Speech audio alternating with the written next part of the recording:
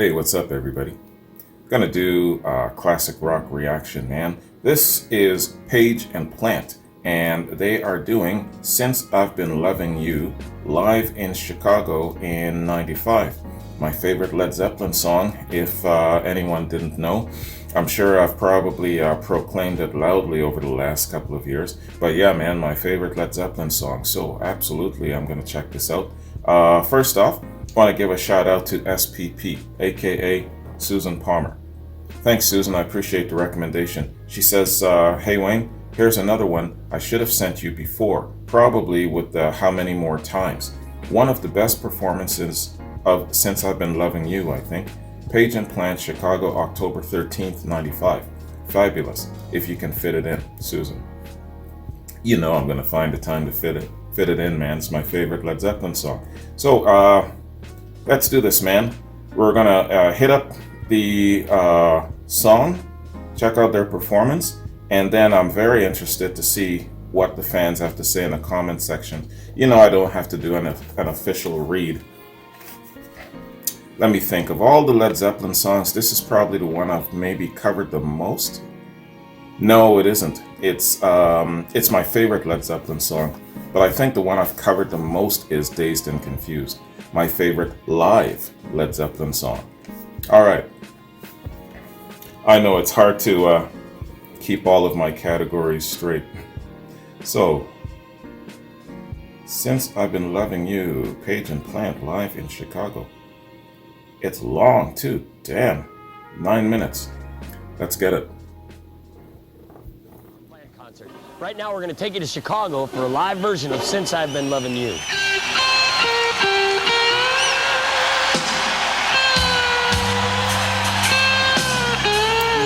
My favorite musician of all time. Favorite guitarist. Favorite rock personality.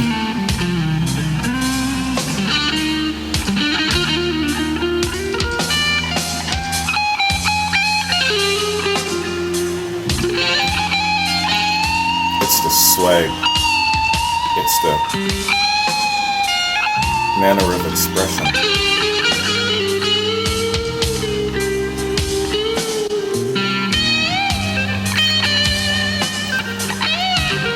Cheers, baby.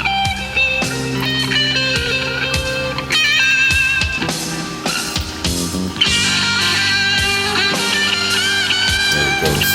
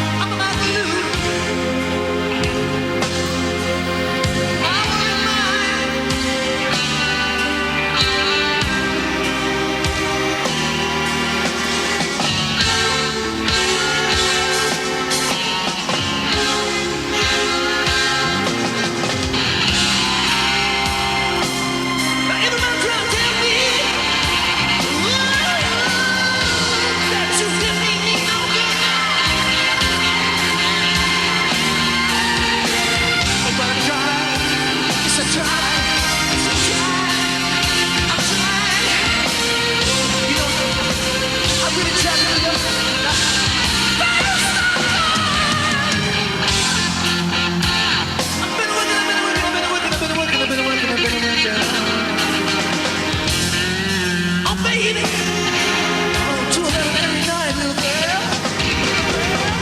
Yes, today, my today, oh today, my today. I don't think that's right.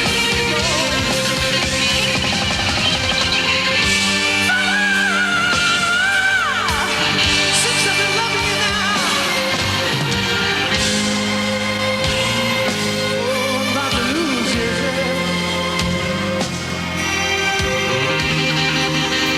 I wish I could see the crowd, what they're doing, how they're feeling this.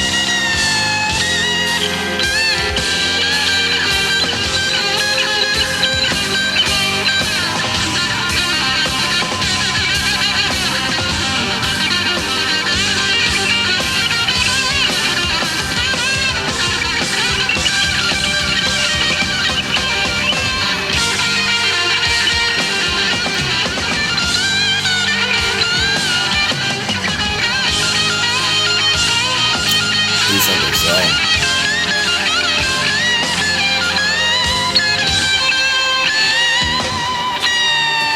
Leaping in the air and everything.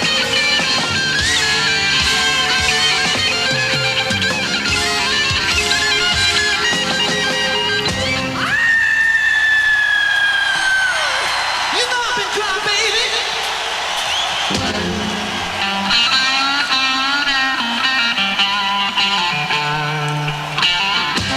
All my tears, they feel like rain, rain, rain, rain, rain, yeah.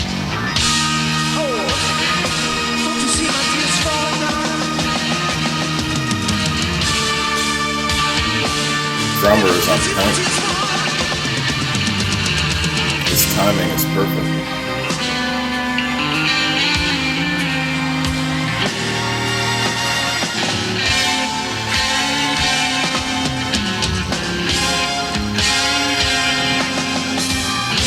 I do remember upon your door.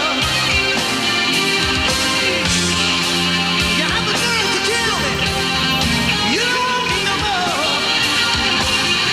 Out of my front door, I hear my back door.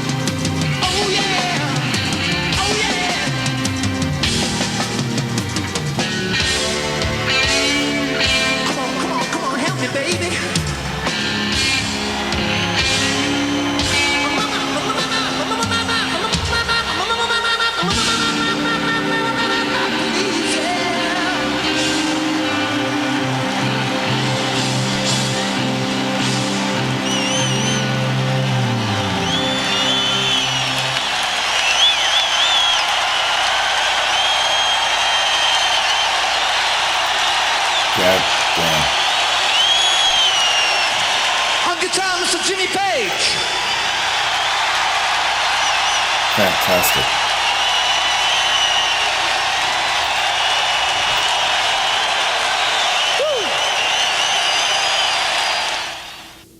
Wow. That was excellent, man. Holy cow. Just on point. Energy, the swag, the sway, the shway, all of that shit was just lining up, man. On point. That was excellent. Yo. So, according to a lot of you, Since I've Been Loving You, Jimmy's guitar solo, the studio cut, I think that one take guitar solo, in your opinion, is the best Jimmy Page guitar solo. Of course, you guys are going to have differing opinions. So let me ask you what your opinion is. What, in your opinion, is Jimmy Page's best guitar solo? I know I have the nerve to ask such a question, but you know me by now. I'm going to ask those questions. In your opinion, list it for me, actually. Give me a list. Give me a top 5 Jimmy Page guitar solo. And that reminds me of something. Michael, I've got to watch your video, and because Michael has just produced a video outlining his top 5 favorite Jimmy Page guitar solos. I haven't watched it yet, but that's going to be my next reaction in the next day or so, in regards to, in fact, to hell with it. I will do that right after this, right? So watch for that video coming right after this, right? So that video is going to be uploaded right on the heels of this one. So what was I saying? Give me your top 5 best Jimmy Page guitar solos, right? And for me, it's funny.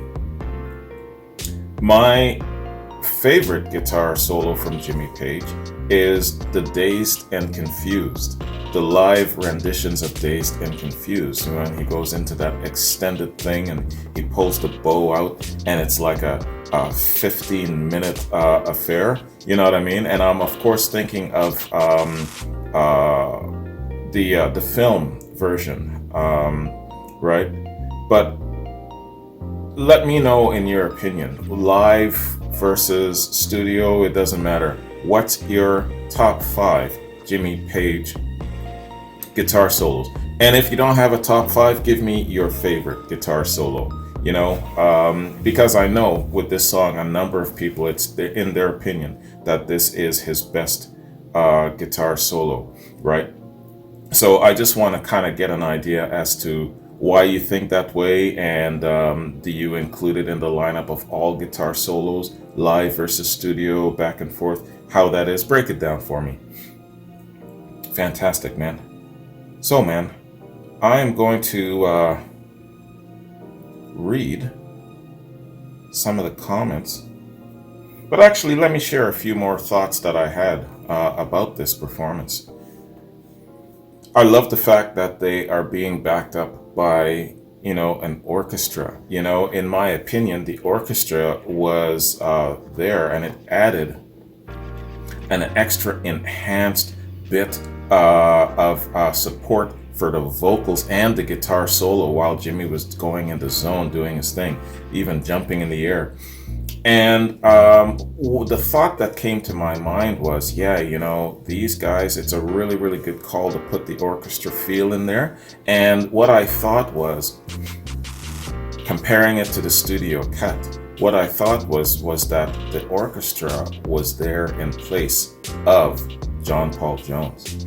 You remember when they were going into that valley of extended guitar solos, and Robert was leaning into the vocals and singing about "You Had the Nerve" and all of this sort of thing, and you heard the organ bringing it up in the background?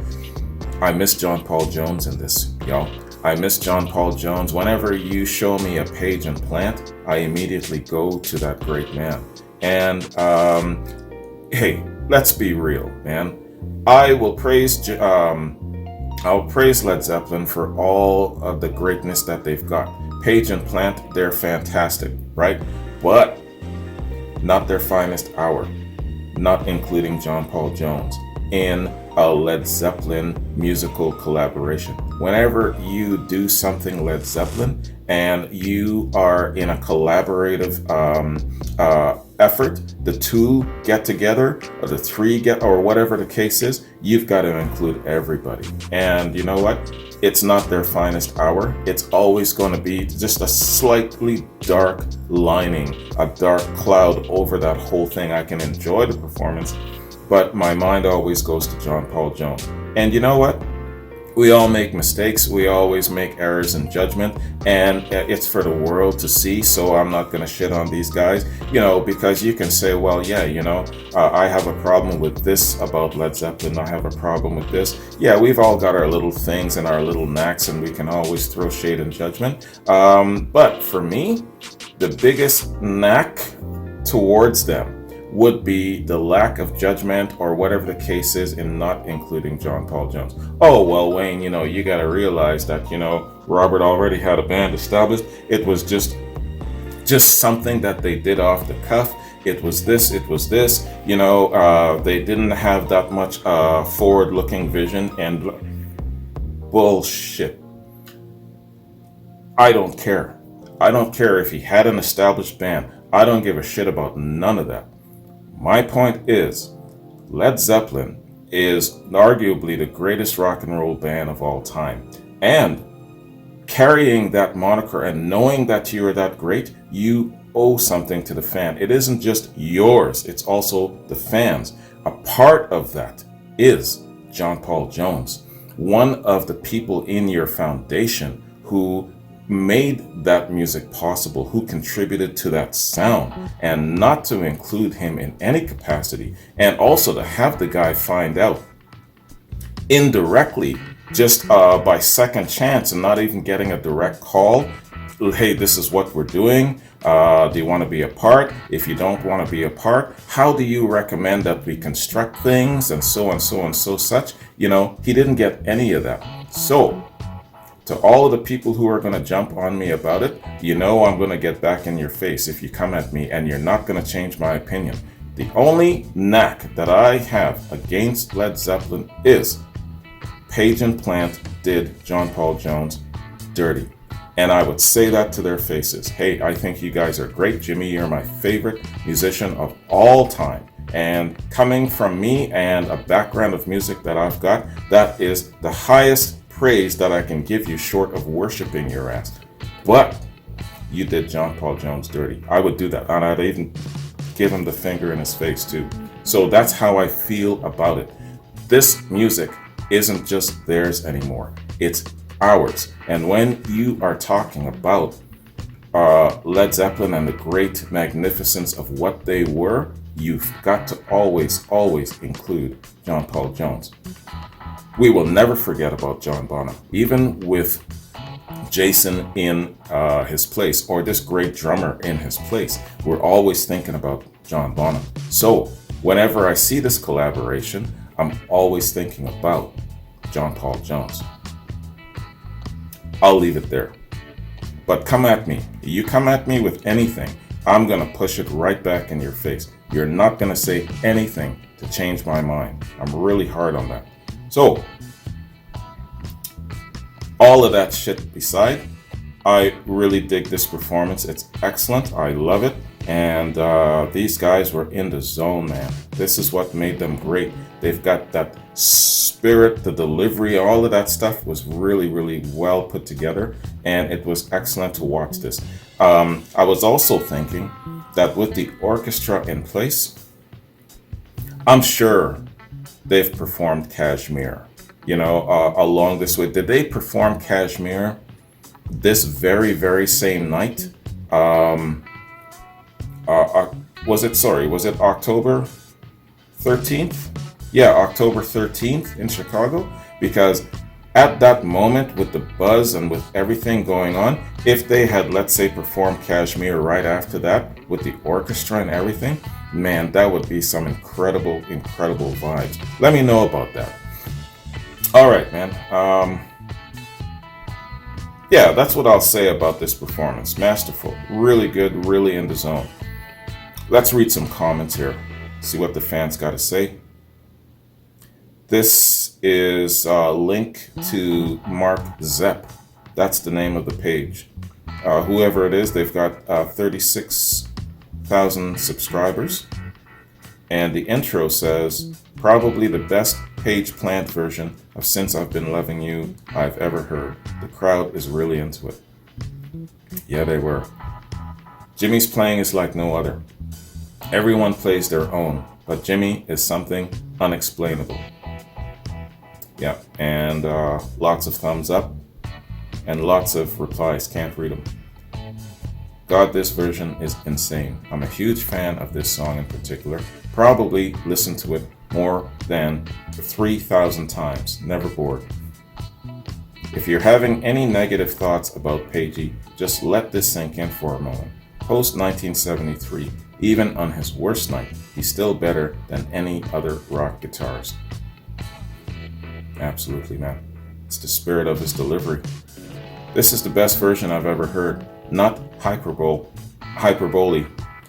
Robert's voice has full range and kills the high notes. And Jimmy, fire. They were both in such good form in the 90s. Saw them twice, having been too young to see Zeppelin live, but having been hooked on them for a few years already. Seeing Page and Plant live was a dream come true. Magnificent concerts. And he's got a lot of thumbs up for that one and a whole bunch of replies. So probably a bunch of people saying the same. Wow, this version is really stunning. The orchestra really complements Jimmy's guitar. Yeah, they do. Also, Michael Lee is superb. That's who the drummer is, Michael Lee. Michael Lee. What, isn't he Robert's son-in-law? And he passed, didn't he? He passed. He had an epileptic seizure. He was young too. What, 39? That's who I've got my facts straight, right? I was also going to ask you, the bass guitarist. He looks familiar. You know who came to mind? The young bass guitarist in the Dave Matthews Band. He looks like him, but with lots of hair. So let me know if that's the same person. All right. Plant was 100% this night. Wow, the range was there. Yeah, no kidding, man. He was on fire. This sounds like Zepp at its best. Everyone blending together, Jimmy cranking the solos soft and hard, Robert's voice one moment blending and one moment soaring to new heights. I have never heard him hit that before. Yeah. Page's guitar work here is impeccable. And, Chrissy. Jimmy is stunning in this song. It's my favorite in concert, and his playing is phenomenal in this version. Nice. Yeah, I'm seeing a lot of familiar people here. Pretty much all of my subscribers are here. Nancy says, oh my God, love this. Jimmy and Robert sound amazing. Oh, how I wish they would tour again. Yeah, and then she's got a sad face. Holy shit, the genius in Jimmy Page is on full display here. He's so good that Plant, following the mind-bending flourish that concludes some truly inspired soloing, just about creams his pants. The entire group, everyone, had the highest standards and they never phoned it in. They played the most pure, soulful blues rock ever. Yeah, they did, man. And again, back to that great drummer, he was really on point. Timing-wise, one of the greatest things about John Bonham is his timing and how he really, really nails the landing, you know? And I'm going back to my first ever Led Zeppelin reaction. If you guys don't know this, Since I've Been Loving You, the studio cut was my first ever Led Zeppelin reaction. And man, I tell you, that moment for me was a great awakening. If you guys, you're gonna go to that reaction, check it out, and you're gonna say to yourself, holy cow, I've never seen Wayne's eyes get so wide before. Yeah, man, I was having a breakthrough awakening moment. And here's the story. I knew of Led Zeppelin. I knew that they were great. I knew that they were held in very high standards. I was aware of Stairway to Heaven and Black Dog and Since I've Been Loving You, or Black Dog, Rock and Roll, and Immigrant Song. And so I went into it with this attitude. That assume thing. I assumed that I knew about these guys. I assumed, well, okay, this, I am aware of their music. I'm aware of their signature sound. I'm aware, and so I'll probably, along the course of my reaction, do a couple of quads, get a little bit more exposure to them, and then I'll be done, right? That was my ignorant ass assumption. Unaware of how it would completely take over my channel, right? Unaware of how my subscription base would go crazy. Because remember, my goal was 10,000 subscribers. My goal was to reach 10,000 subscribers in 3 years. That was my goal. I intended, based on who I am, how I express myself, the calm, chill disposition that I've got, that I know that I wasn't going to be some great, flashy, entertaining reactor type person, right? I'm very, very grounded and straight, right? And so I knew that going into this, I was going to be more of an analytical person, just checking out all the things, paying attention to all the nuances, and that a lot of people would not find entertainment in my reaction style. Knew that from the get, right? So my intention was to have a small collective, a small little core book club of subscribers, if you will. And I visualized my channel just gradually over a period of, like I said, 3 years, hitting 10,000 subscribers. That was my benchmark of success, in my opinion, for my channel. God damn. And then Since I've Been Loving You happened, right? And then right after that reaction, a week into it, my friends at the time, they're like, yo, man, you went from like a 1,500 subscribers all the way to just under 5,000, just from one Led Zeppelin song, right?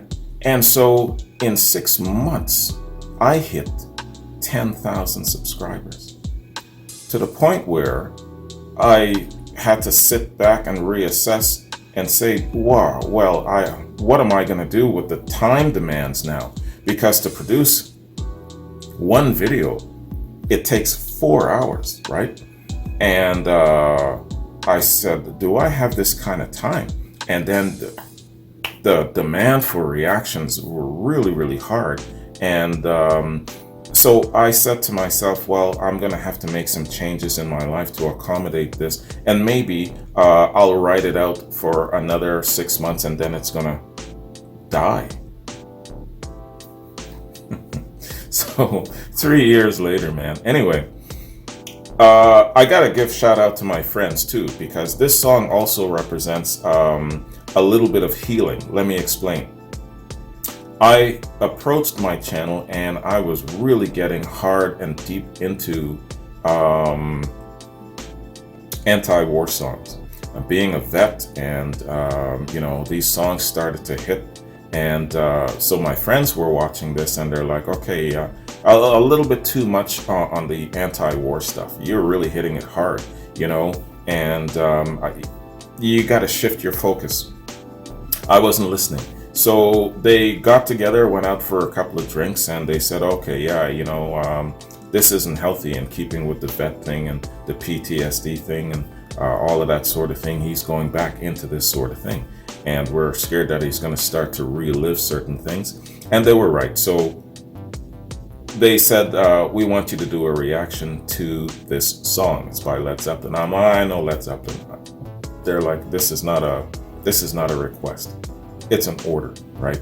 So you talk to me like that, I'm going to listen. So that's how the Led Zeppelin experience came about, right? The discovery of Led Zeppelin, looking below the surface of the tip of that iceberg. And I realized, oh my gosh, man, these guys have this body of work. These guys can cover the blues like nobody else can. These guys have covered blues songs that I was brought up on.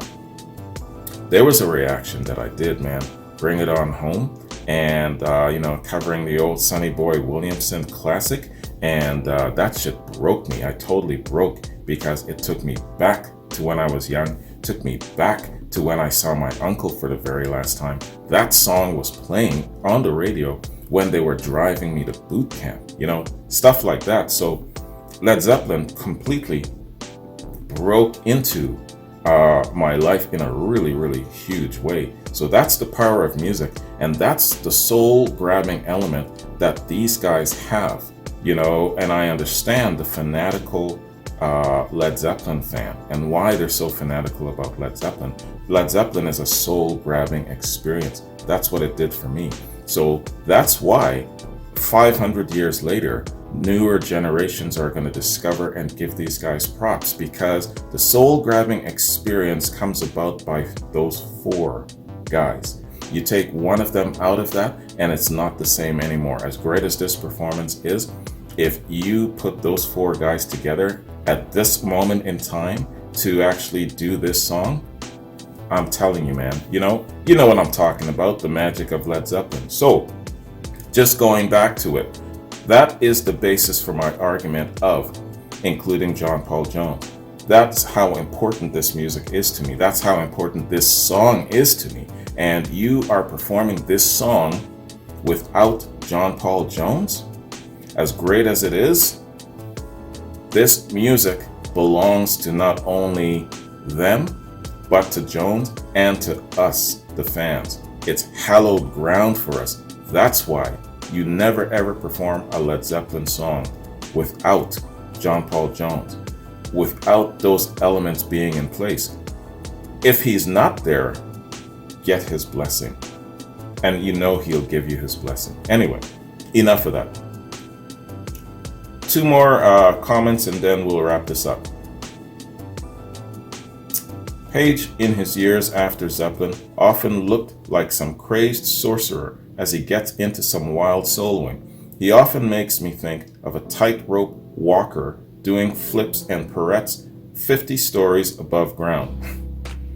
As he comes down onto the rope after some wild twisting backflips, his foot slips and you swear he's a goner and is about to fall to his death, but he always saves the move and himself and comes away looking even more graceful than before. That's why he's my favorite guitarist. Wow. He should have been splattered on the sidewalk a long time ago, but you happen to look up and there he is again, looking graceful as ever. Holy cow. I've never heard him being described like that. That's I can't even describe it that way. That was really, really good. Look at all of the thumbs up and all of the replies to it. That's a really good way of describing him. Who is this? Mr. Fester 42. Wow, that was awesome. All right, one more. I was there both nights. Page was on fire both nights. The crowd both nights were defending incredibly loud. They were defending incredibly loud crowd. Plant was great also both nights, sounding better than ever. Okay, this person has no punctuations. But okay, obviously English isn't the first language. It was an amazing show. They did Song Remains the Same the first night. Was incredible to hear these guys doing it again. Definitely nights to remember. All right. Yeah, man, fantastic. And great for you who were there to check this out. Fantastic moment in time where it comes to their performing chops. So very, very fortunate. And I'm glad for whoever was around to check this out. If you were around to check this out and you actually saw Page and Plant live around this time, let me know. Let me know when and where and how your experience was. That'd be really cool to check out, man. Yeah, they were on fire here and definitely in the zone, man. The only thing that was missing was Joan. Sorry, I'm always going to say that whenever I get a Page and Plant reaction recommendation. You know that's one of my go-to things to talk about. All right, y'all. I'm going to bounce. And right after this, it's going to be a segue right into Michael's top 5 Jimmy Page solos. And I'm going to react to his whole video. Check out his channel if you haven't done so already. He's a great guy, and I love the way he breaks things down like a science, and he's got a very poetic way of expressing things and making you look at certain things. So I really dig him for that. So check out his channel, man. All right. What else was I going to say? Yeah, Susan, thank you again for this. I believe this is our last collaboration. It's been a pleasure. Thank you very much. You've been a great Led Zeppelin fan, and thanks for sending me all of this really good content. I'll stay in touch with you. You know, the channel is winding down, and I'm not going to be doing daily reactions anymore, but I'll stay in touch with you, especially in regards to what I'm going to be doing down the road. Susan's a lawyer. And so I'll probably pick her brains and maybe approach her as a consultant and ask her questions and things like that. So Susan, I'll stay in touch with you. All right.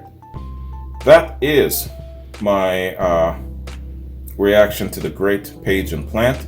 And look for my reaction to Michael's countdown of Jimmy Page right after this. I'm going to do it right now. All right? Have a good one. I'll see you in that video. Peace.